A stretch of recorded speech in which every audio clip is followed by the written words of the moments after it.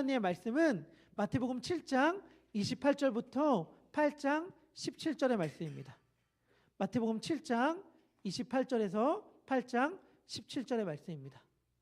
말씀이 좀 긴데요, 이 말씀의 내용들은 제가 설교 시간에 우리 같이 설명하면서 나누도록 하겠습니다. 대신에 성경책을 갖고 오신 분들은 성경책을 다 펼치시고 또 전화기로도 말씀을 찾아주시면 감사하겠습니다.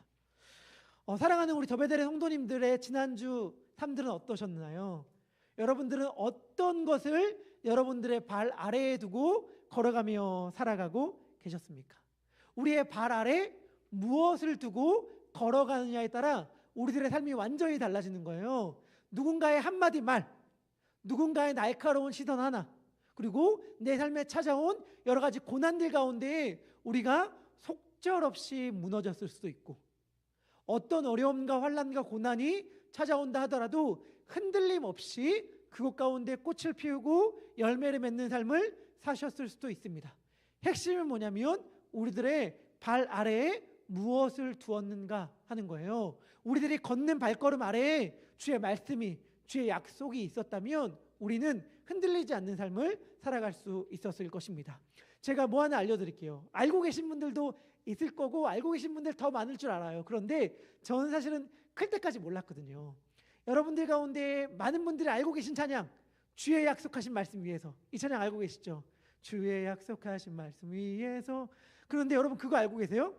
주의 약속하신 말씀 위에 띄고 서입니다.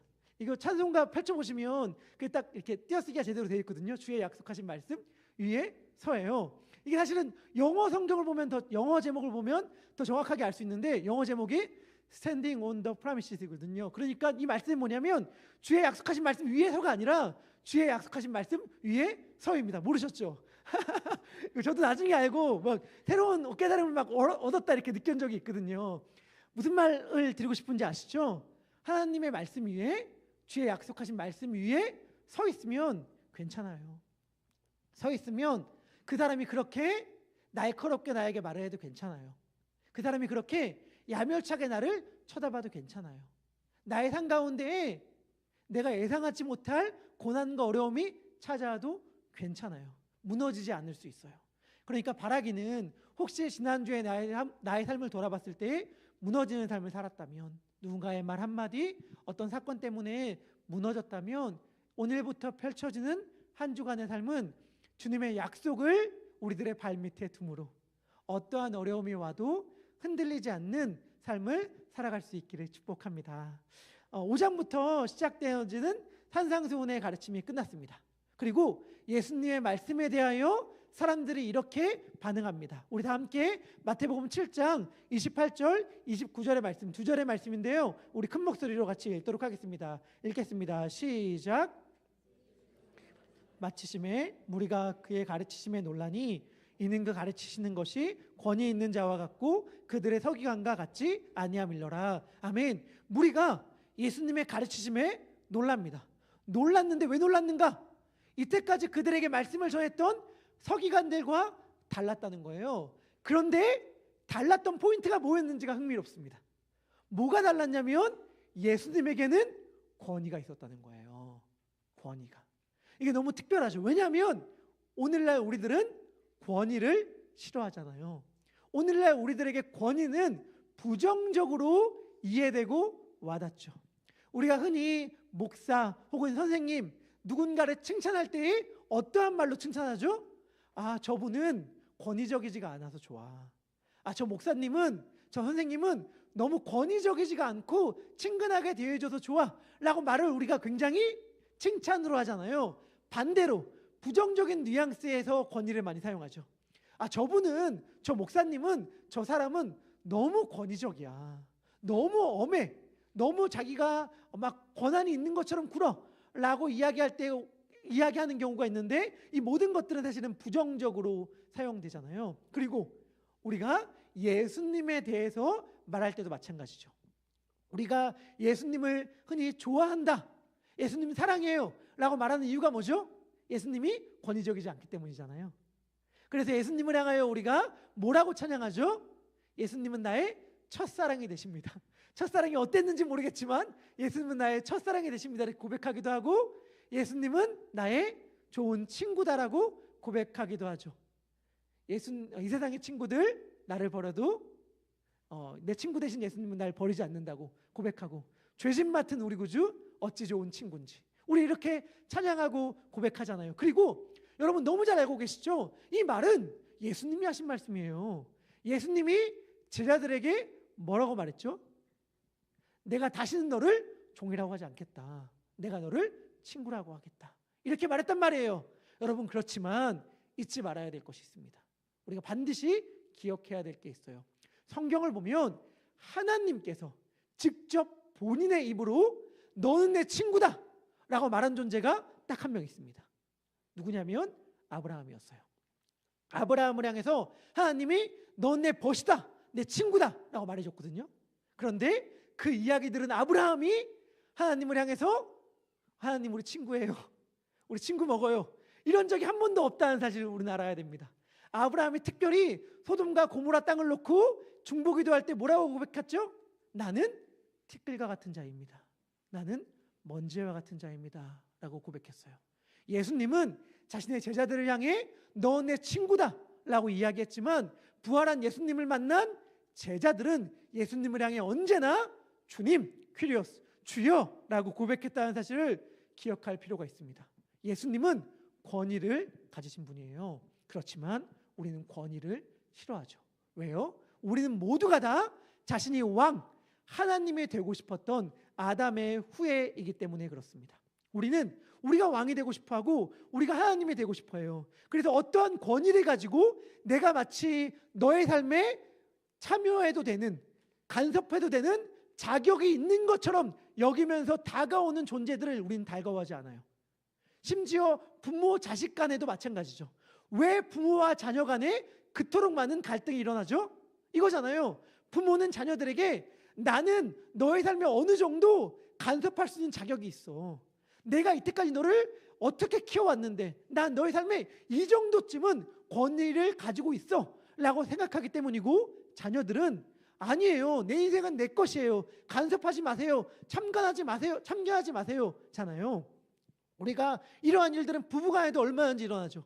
부부간에도 서로가 서로에게 인생 가운데 참여할 수 있고 간섭할 수 있다는 생각을 가지고 있을 때에 어느 정도는 용납하지만 그 선을 넘는다고 생각하는 순간 잠깐만, 우리가 그래도 부부간에도 지켜야 될 예의가 있는데 너무 함부로 대하는 거 아닙니까? 라는 입장을 취하게 되잖아요. 우리는 정말 남에게 간섭받는 것, 남이 나를 참견하는 걸 싫어하고 우리가 왕이 되고 싶어합니다. 심지어 예수님에게도 그래요. 그래서 예수님을 어떤 식으로 대하기 쉬운가? 예수님, 좋은 말씀 잘 들었습니다. 인생에 좋은 조언해 주셔서 감사합니다. 제가 살아가면서 예수님이 하신 말씀 잘 참고해서 인생에서 잘 활용하도록 하겠습니다. 좋은 말씀, 유익한 말씀, 인생의 조언들 해주셔서 감사합니다 라는 식 정도로 예수님이 우리들에게 좋은 조언을 해주는 충고자로 여기고 싶어하는 마음들이 우리들에게 있습니다. 하지만 예수님은 인생의 좋은 조언을 해주기 위하여 우리들에게 산상수훈의 말씀을 전해주신 것이 아니에요. 산상수훈은 예수님을 왕으로 섬기는 하나님 나라에 대한 가르침입니다. 그리고 그 나라에서 예수님은 권위 있는 왕으로, 권위 있는 주인으로 우리들에게 찾아오세요. 헛된 가르침 위에 살아가고 있는 우리들에게 국적을 바꾸라, 왕을 바꾸라 라고 말씀하시면서 권세 있는 왕으로 내가 너희들에게 왔다라고 말씀하시는 겁니다. 예수님을 왕으로 섬긴다는 게 무슨 뜻인지 아세요? 예수님을 왕으로 섬긴다는 것은 이런 거예요. 예수님이 나의 삶 가운데 얼마든지 간섭할 수 있고 얼마든지 참견할 수 있고, 아니 내 인생의 중요한 결정들을 할 수 있도록 나의 삶을 내어드리는 걸 말하는 거예요. 그래서 예수님을 주님이라고 고백하는 고백은 뭘 담고 있냐면, 주님, 얼마든지 나의 삶에 간섭하셔도 됩니다.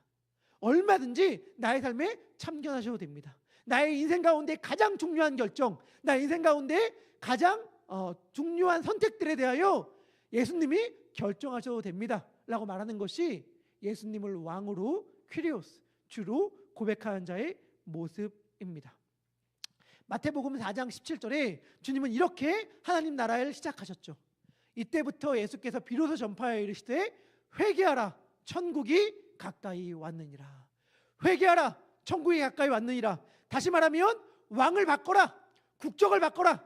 지금 너희들이 살아가고 있는 그 나라에서 하나님 나라의 백성으로 살아가라 라고 말씀하시며 그 나라가 어떠한 나라인지를 예고편처럼 보여주십니다. 그것이 마태복음 4장 23절부터 24절의 말씀이에요. 우리 같이 읽도록 하겠습니다. 읽겠습니다. 시작. 그들의 회당에서 가르치시며 천국 복음을 전파하시며 백성 중에 모든 병과 모든 약한 것을 고치시니 24절 그의 소문이 온 수리아에 퍼진지라 사람들이 모든 앓는 자 곧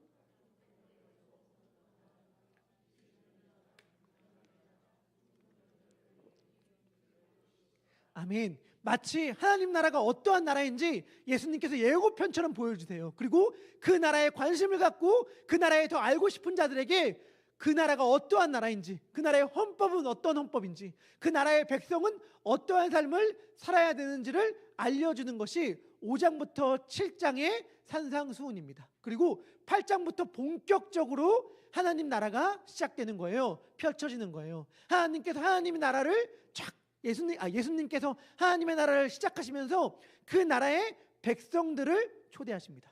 그런데 누구를 그 나라의 백성으로 초대하는가?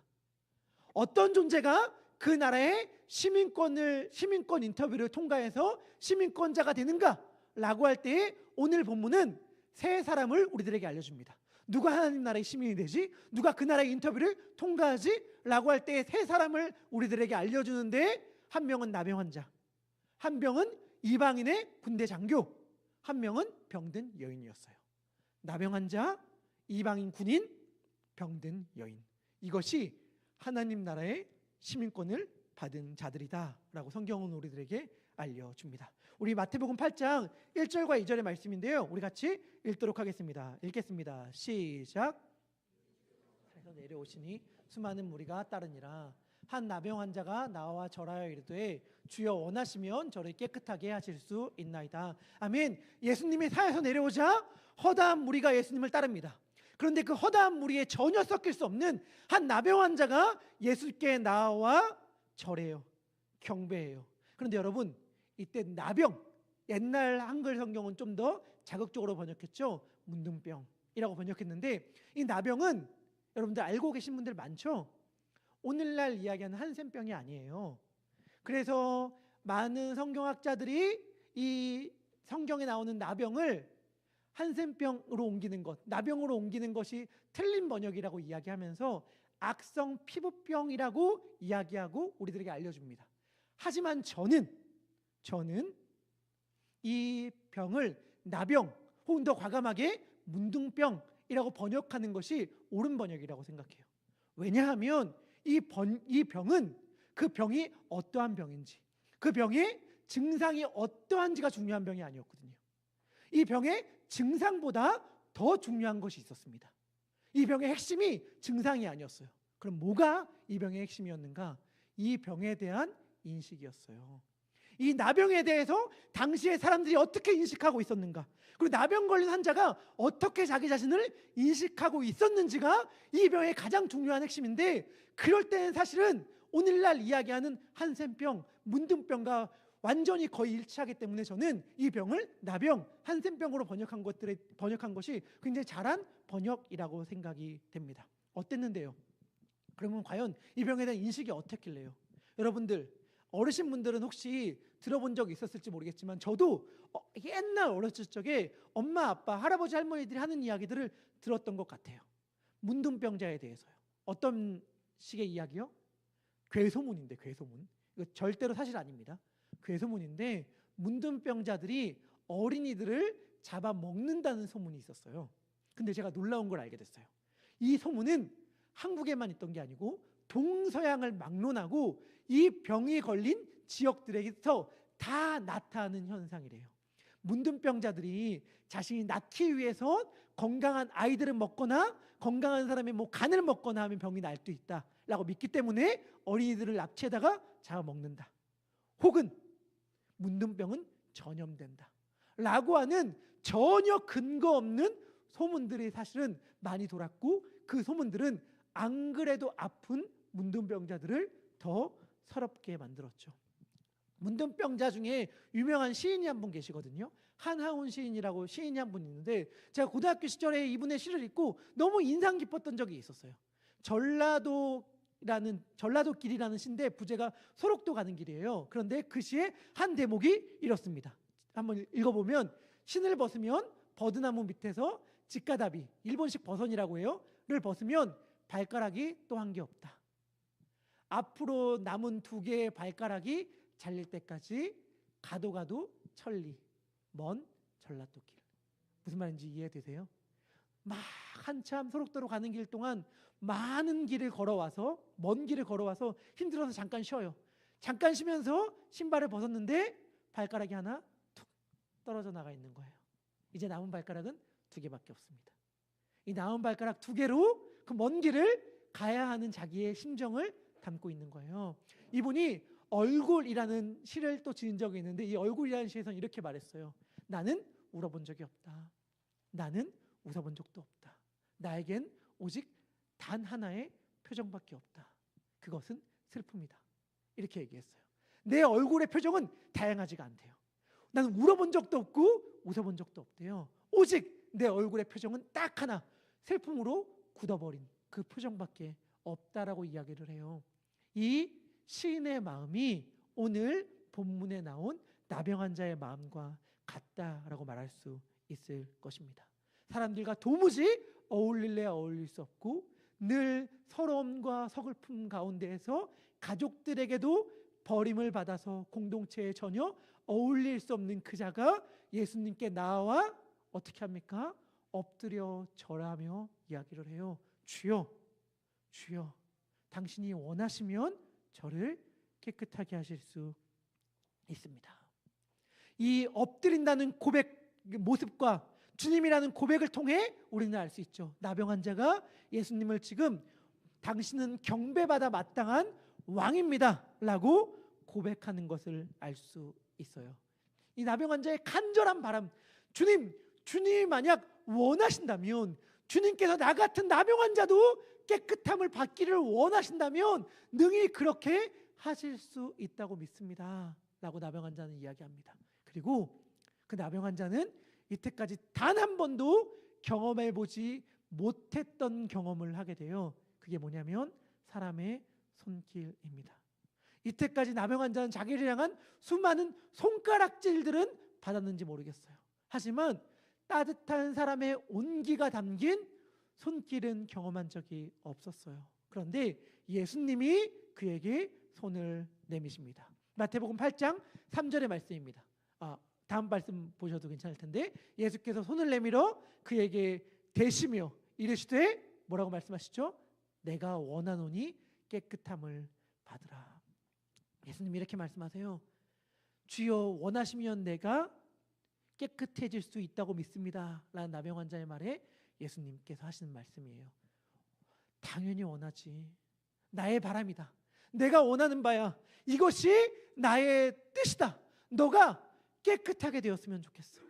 너가 온전히 회복되었으면 좋겠어. 그것이 나의 바람이야. 나의 간절한 원함이야 라고 예수님이 말씀하시고 나병 환자는 즉시 깨끗해집니다. 그리고 4절 예수님께서 하신 말씀, 예수께서 이르시되 삼가 아무에게도 이르지 말고 다만 가서 제사장에게 내 몸을 보이고 모세가 명한 예물을 드려 그들에게 입증하라 하시니라. 그들에게 증명해라, 입증해라, 보여줘라 라고 말씀하십니다. 뭐를요?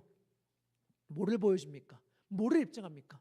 물론 깨끗해진 자신의 몸을 보여주고 입증하는 걸 거예요. 하지만 예수님은 마태복음 11장 5절에서 이사야 35장의 말씀을 인용하시면서 이렇게 이야기해 주셨거든요. 맹인이 보며 못 걷는 사람이 걸으며 나병 환자가 깨끗함을 받으며 못 듣는 자가 들으며 죽은 자가 살아나며 가난한 자에게 복음이 전파된 자 하라. 나병 환자가 깨끗함을 받으며 언제? 누구에 의해서? 그날이 오면, 구원자 그리스도 메시아가 오면 하나님 나라가 펼쳐지면 나병한 자 깨끗함을 받는다는 그 말씀이 지금 이루어졌다는 것을 보이라는 거예요. 하나님의 나라가 시작되었고 너가 공식적으로 하나님 나라의 시민이 되었다는 것을 증거하라. 예수님은 그 나병한 자에게 이렇게 말씀하시는 셈입니다. 그러하므로 예수님이 첫 번째로 시민권 인터뷰를 통과하고 시민권을 부여한 자는 누구였는가? 모든 사람들에게 외면받고 소외받았던 나병한 자였어요. 두 번째 누구인가? 두 번째는 가버나움에 있던 한 백부장입니다. 그는 이방인이었고 로마군 장교였습니다. 그런데 그가 예수님 앞에 나오는 거예요. 그리고 그 군인이 로마의 군대에 편성된 그 군인이 예수님을 향해 뭐라고 고백하죠? 주여, 주여라고 고백합니다. 황제에게만 바쳐야 할 그 주님이라는 고백을 식민지의 백성, 청년, 이름 없는 한 시골 남자에게 고백하는 거예요. 주님! 여러분, 한 남편이 두 명의 아내를 둘 수 없어요. 마찬가지로 한 군인은 두 명의 주인을 둘 수 없습니다. 그러니 이 백부장의 고백은 당신이 진정한 나의 주님이십니다 하는 고백이신 거죠. 그리고 그 예수님께 간구합니다. 누가복음을 보면 사랑하는 종이라고 되어 있는데 주님, 내 하인이 중풍병으로 누워 있습니다. 몹시 괴로워합니다. 치유하여 주시옵소서. 간구해요. 그 말을 듣자마자 전 예수님이 너무 멋있어요. 예수님이 너무 좋아요. 듣자마자 예수님 뭐라고 말씀하시는 줄 아세요? 고민도 안 하세요. 뭐라고 말씀하시는가? 그래, 당장 가겠다. 내가 바로 가서 고쳐줄게. 예수님이 말씀하세요. 그리고 성경은 뭐라고 이야기하는가?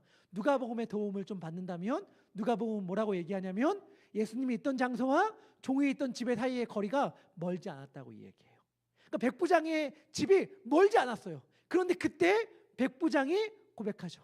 나는 주님께서 내 집에 들어오심을 감당하지 못하겠사오니 다만 말씀만 하여 주십시오. 그러면 내 하인이 날 줄로 믿습니다. 이 이방인 백부장은 누구였을까? 저는 그런 생각을 해봤어요. 그는 겉으로는 잘 나가 보입니다. 군대의 높은 자리에 올라간 것처럼 보여요. 그리고 성실하게 살아가요. 선행을 베풀며 살아가요. 특별히 유대인들에게 사랑을 베풀었다고 성경은 이야기해요. 그런데 그에게 어떻게 할 수 없는 본질적인 문제가 있었어요. 그가 유대인들을 아무리 사랑하고 유대인들을 아무리 위한다 하더라도 그가 어떻게 할 수 없었던 본질적인 문제가 있습니다. 그것은 뭐죠? 그가 이방인이었고 로마의 군인이었다는 거예요. 왜 그가 그토록 유대인을 사랑했을까? 저는 과감하게 상상해 본다면, 과감하게 추측해 본다면 이렇게 추측할 수도 있을 것 같아요. 유대인들을 향한 열등감의 발현이었을 수도 있겠다는 생각이 듭니다. 어쩌다 보니 유대 신앙을 알게 되었어요. 여호와 하나님에 대한 이야기를 듣게 되었어요. 그를 믿고 따르고 싶어요. 그런데 자기는 뭐예요? 이방인이에요. 더군다나 로마의 군인이란 말이죠. 뭐예요? 자기가 유대인들을 위하여 아무리 애쓰고 유대인들을 아무리 사랑하고 유대인들을 향하여 아무리 어떤 선행을 베푼다 하더라도 어쩔 수 없이 필연적으로 자기가 받게 되는 시선은 뭐죠? 그래도 너는 우리의 민족을 침범한 이방 군대의 장교잖아. 너는 우리 민족 하나일 수 없어. 너는 하나님의 백성이 될 수 없어 라고 말하는 그 양가적인 감정 가운데 휩싸여 있던 사람이 이방인의 백부장이 아니었을까? 아무리 내가 애쓴다 하더라도, 아무리 성실하게 살아간다 하더라도, 아무리 남들을 사랑하며 베푼다 하더라도 본질적으로 나의 존재가 그들과 함께일 수가 없어. 내가 아무리 애써도 이거는 나의 힘으론 극복할 수가 없는 문제야 라고 그는 생각하면서 어쩌면 좌절과 열등감에 사로잡혀 있는 사람이었을지도 모릅니다. 그런데 예수님이 놀라운 고백을 하시죠. 놀라운 말씀을 하시죠.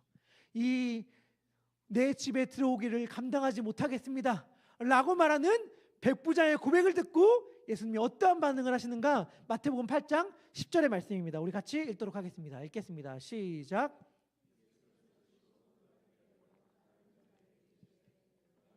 너에게 이르노니 이스라엘 중 아무에게도 이만한 믿음을 보지 못하였노라. 아멘. 무슨 말이에요?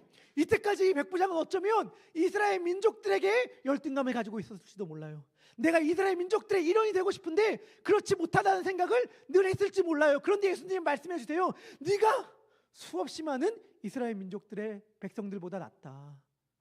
그리고 그 나라의 본자손들은 오히려 내쫓기 이를 갈지 모르겠지만 너는 하나님 나라의 당당한 백성이 되어서 그 나라의 잔치에 참여하게 될 것이다 라고 예수님은 말씀하여 주십니다. 그리고 그 하인을 치유하여 주심으로 그 하인이 즉시로 낫습니다. 그는 자신이 감히 하나님의 백성이 될 거라고 생각하지 못했어요. 그렇지만 예수님을 향하여 자신의 온 마음을 들여 주님이라고 고백하며 그의 권위를 인정했던 그는 하나님 나라의 시민이 되었습니다. 우리 가운데 지난날의 과거가 어떠했던지 간에, 나의 사회적 위치가 어떠하든지 간에, 나의 배경이 어떠하든지 간에 상관없어요. 이 하나님 나라의 자녀가 되는 것, 백성이 되는 것은 예수님을 나의 주님으로 고백하는 것, 그분을 따르겠다고 이야기하는 것, 내 삶의 모든 결정들을 주님께 맡겨드립니다 라고 고백하는 것입니다. 그렇게 한다면 우리는 누구라도 상관없이 그 나라의 시민이 될 수 있고 하나님의 자녀가 될 수 있습니다. 예수님은 그 사실을 우리들에게 알려주시는 거예요. 그리고 마지막으로 예수님은 베드로의 집에 들어가십니다. 베드로의 집에는 그의 장모가 열병으로 앓아 누워 있습니다. 그리고 예수님은 그 장모에게도 손을 내미시죠. 우리 마태복음 8장 15절의 말씀인데요. 우리 같이 읽도록 하겠습니다. 8장 15절입니다. 시작. 그의 손을 만지시고 열병이 떠나가고 여인이 일어나서 예수께 수종 들더라. 아멘. 이 여인은 그렇게 하나님의 나라의 백성이 되었고, 수종을 들더라는 말은 보통 제자가 스승에게 보이는 태도인데 예수님의 제자가 되었습니다. 너무 잘 아시겠지만 당시의 여성은 소외받는 계층이었어요. 여성은 랍비들의 제자가 될 수 없었고 회당의 공식 모임에 참여할 수도 없었습니다. 그리고 모세오경, 토라, 얼마나 유대인들에게 중요한 거예요. 그들의 민족적 정체성을 확립해 주는 거잖아요. 그런데 여성은 토라를 배울 수도 없었어요. 랍비들은 여성들에게 토라를 가르치는 것을 금했다고 해요. 아마도 한평생 무시당하는 것이 분명했을 이 여성의 삶. 그런데 심지어 아프기까지 합니다. 아프고 병든 여성 얼마나 서러웠을고 얼마나 힘들었을까요? 그런데 그 여성을 예수님은 찾아가셔서 손을 내밀며 자신의 백성으로, 하나님 나라의 백성으로 삼으십니다. 이렇듯 하나님 나라의 백성이 되는 자들은 소외되고 외롭고 아프고 약자인 자들이었습니다. 우리 마태복음 8장 16절의 말씀인데요. 우리 같이 이 8장 16절의 말씀 읽도록 하겠습니다. 시작. 많이 데리고 오니 예수께 오거늘 예수께서 말씀으로 귀신들을 쫓아내시고 병든 자를 다 고치시니. 아멘. 예수님이 자신의 백성으로 부르시는 사람들은 병들고 귀신 들리고 연약한 자들입니다. 예수님이 이들을 치유하셨어요. 그런데 이 예수님의 치유에 대해서 성경에 굉장히 독특한 사실을 우리들에게 알려줍니다. 그것이 마태복음 8장 17절의 말씀인데요. 어떻게 이야기하는가? 이는 선지자 이사야를 통하여 하신 말씀에 예수님이 약한 자들을 치유하시는 게 이사야의 말씀을 이루는 말씀이었대요. 그게 뭐냐? 우리의 연약한 것을 친히 담당하시고 병을 짊어지셨다라는 말씀을 이루는 모습이었다는 거예요. 이 이사야의 말씀은 그 유명한 이사야 53장 4절의 말씀입니다. 우리 이 말씀 우리 같이 읽도록 하겠습니다. 읽겠습니다. 시작. 우리의 슬픔을 당하였거늘 우리는 생각하기를 그는 징벌을 받아 하나님께 맞으며 고난을 당하다 하였노라. 아멘. 성경이 굉장히 특별한 이야기를 들려주죠. 여기에 말씀의 핵심이 뭐예요? 예수님이 마태복음을 보면 8장에서 병자들을 고치셨어요. 귀신 들린 자를 내쫓으셨어요. 연약한 자를 치유하여 주셨단 말이죠. 그런데 이사야의 말씀에 예수님이 병자들을 고치시리라, 연약한 자를 치유하시리라 라고 말하지 않았다는 거예요. 예수님은 뭐라고 말씀하셨는가? 우리의 질고를 지시고 우리의 슬픔을 당하셨다. 우리의 연약한 것을 친히 담당하시고 병을 짊어지셨다. 이렇게 말한다는 거예요. 성경은 예수님이 우리의 병을 치유하셨다 말하지 않습니다. 성경은 뭐라고 말하냐면 예수님이 우리의 병을 짊어지셨다 이렇게 이야기해요. 예수님은 우리를 치유하시는 분이시죠, 물론. 그런데 치유하시는데 어떻게 치유하시냐면 우리의 병을, 우리의 연약함을 짊어지심으로 치유하시는 분이십니다. 이것이 예수님이 인간이 되신 이유, 사람이 되신 이유고 우리에게 오신 목적이에요. 예수님은 우리 모두에게 예외 없이 있는 죄와 사망의 문제를 해결하십니다.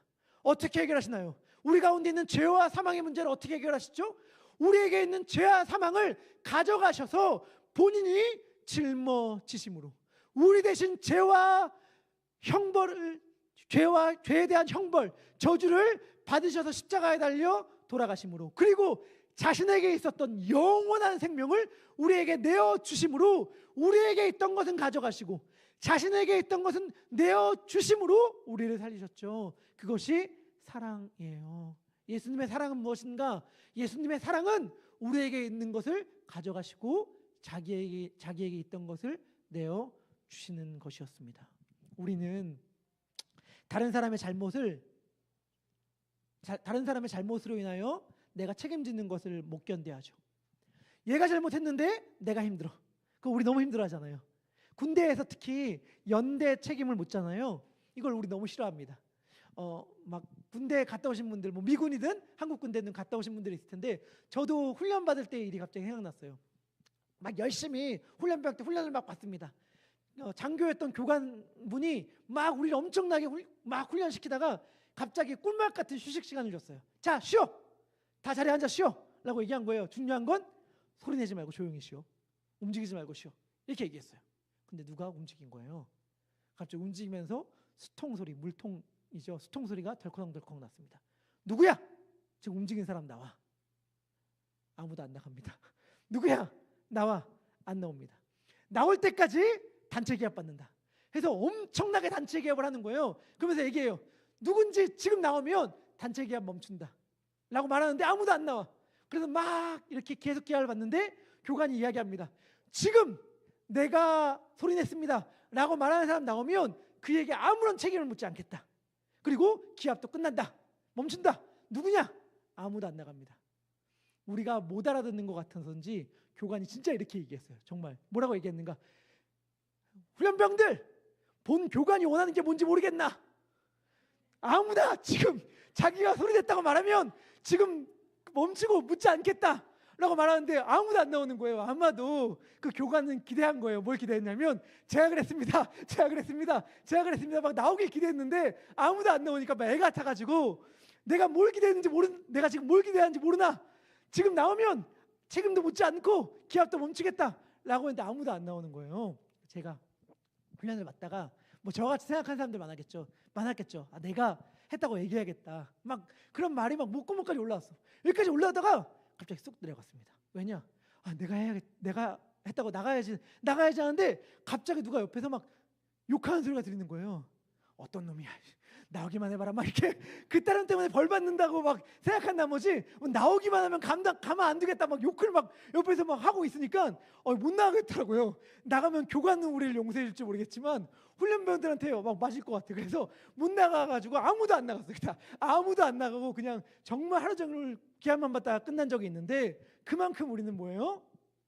남들 때문에 벌 받고 기합 받고 남들 잘못으로 책임지는 걸 그토록 싫어해요. 근데 이게 가능한 순간들이 있죠. 가능한 순간들. 언제? 사랑할 때. 제가 생각해 봤어요. 우리 아이들을 보면서 내가 어렸을 때 우리 엄마 아빠는 나의 잘못으로 인해 얼마나 많은 사과를 했을까. 살아가면서 내가 어렸을 때 나도 기억조차도 못하는 어린아이의 잘못들, 내가 행한 일들로 인해서 우리 엄마, 우리 아빠가 다른 사람들에게 얼마나 수도 없이 사과하고 미안하다고 얘기하고 책임지는 행동들을 반복했을까가 갑자기 생각나는 거예요. 엄마 아빠는 왜 그랬지? 당연하죠. 자녀니까. 당연하죠. 사랑하니까. 예수님이 우리를 그렇게 사랑하셔서 우리 대신 십자가를 지신 거예요. 말씀을 마무리합니다. 어릴 적에 읽었던 약간 동화 같은 책이에요. 책의 내용이에요. 한 시골 마을에 사이좋은 오누이가 있었습니다. 그런데 동생이 갑자기 사고가 나서 급하게 수술을 해야 할 상황에 놓였습니다. 겨울이었고 눈이 많이 왔다고 그래요. 차들이 운전하지 못할 상황이었고 수술은 급하게 해야 되는데 수혈할 피가 없는 거예요. 마침 여러 가지 조건들을 따져보니까 여동생의 오빠가 피를 수혈할 수 있는 조건이 맞았습니다. 그래서 의사 선생님이 그 오빠에게 따뜻한 목소리로 이야기합니다. 너 동생이 지금 아파서 수술을 받아야 되는데 너의 피가 조금 필요해. 너의 피를 동생에게 나눠줄 수 있겠니? 라고 물어요. 그러자 오빠가 의사 선생님한테 얘기해요. 선생님 잠시만 저에게 시간을 주십시오. 라고 얘기해서 방에 들어가서 기도합니다. 기도를 한참 한 후에 나와서 굳건한 표정을 가지고 의사 선생님께 얘기해요. 네 선생님 괜찮아요. 제 피를 빼서 동생에게 주세요. 그래서 수혈이 진행되었고 수술이 무사히 잘 마치게 되었습니다. 그리고 정신을 차린 오빠가 의사 선생님에게 떨리는 목소리로 이렇게 물었습니다. 그런데 선생님, 저는 언제 죽게 되나요? 언제 죽게 되나요? 이렇게 물었어요. 무슨 말이냐면 이 오빠는 자신의 피를 동생에게 주면 자기가 죽는다고 생각한 거예요. 그래서 기도한 후에 내가 죽더라도 동생을 살려야겠다라고 생각하고 자신의 피를 동생에게 준다고 얘기했던 거예요. 왜요? 사랑하니까. 사랑하니까. 예수님이 우리들에게 보여주신 사랑이 바로 그 사랑이죠. 예수님은 생명을 주는 사랑으로 우리를 치유하여 주셨습니다. 예수님이 어떻게 생명을 우리에게 주셨죠? 우리의 연약함과 죄를 짊어지는 방식으로. 모든 사람들에게 소외받고 외면당하고 손가락질 받는 그 사람들에게 찾아가서 그들의 죄를 짊어지시고 연약함을 떠안으시며 자신의 생명을 내어주는 방식으로 우리를 사랑하여 주셨습니다. 우리 그 주님께 우리도 앞선 세 사람처럼 나아가 엎드려 절하며 간구하며 수종들며 주님을 향한 우리들의 마음과 사랑을 고백했으면 좋겠습니다. 우리 그러한 믿음을 가지고 우리 함께 찬양하도록 하겠습니다. 우리 은혜 아니면 함께 찬양